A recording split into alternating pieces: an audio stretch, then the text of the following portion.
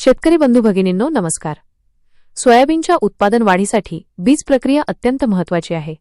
बीज प्रक्रिया केल्याने उगवण क्षमता वाढते व उत्पादनात 25 ते 30% वाढ होते। तर जाणून घेऊ बीज प्रक्रिया कशी करावी ते। रोप अवस्थेत बुरशीजन्य रोगांपासून पिकांचे संरक्षण व्हावे म्हणून कार्बोक्झिन 37.5% व थायरम 37.5% डीएस 3 ग्रॅम प्रति किलो बियाणास चोळावे। सुरुवातीच्या काळात चक्रीभुंगा आणि खोडमाशी यांचा प्रादुर्भाव होऊन पिकांचे खूप नुकसान होते। ते टाळण्यासाठी थायोमॅथोक्झाम 30% एफएस 10 मिलीग्रॅम प्रति किलो बियाणास चोळावे। जैविक बीज प्रक्रियात जीवाणूंचा वापर करतात।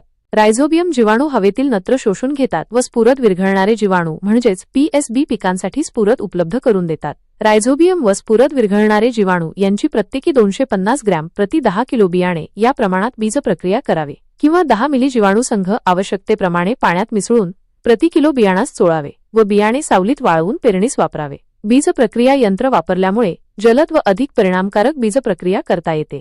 बीज प्रक्रिया करताना काही गोष्टी आवर्जून लक्षात ठेवाव्यात, त्या म्हणजे बुरशीनाशक, कीडनाशक आणि जैविक या क्रमानेच बीज प्रक्रिया करावी। रासायनिक बीज प्रक्रिया पेरणीपूर्वी 2 महिन्या अगोदर किंवा 1 दिवस पूर्वी करता येते, परंतु जैविक बीज प्रक्रिया पेरणीपूर्वी 2 तास अगोदर करून बियाणे सावलीत ठेवावे। बीज प्रक्रिया करताना हातमोजे, मास्क याचा वापर करावा। बीज प्रक्रिया केलेले बियाणे जनावरांना खाण्यासाठी देऊ नये। बीज प्रक्रिया करूनच पेरणी करावी असे आवाहन जिल्हा अधीक्षक कृषी अधिकारी जालना यांनी केले आहे।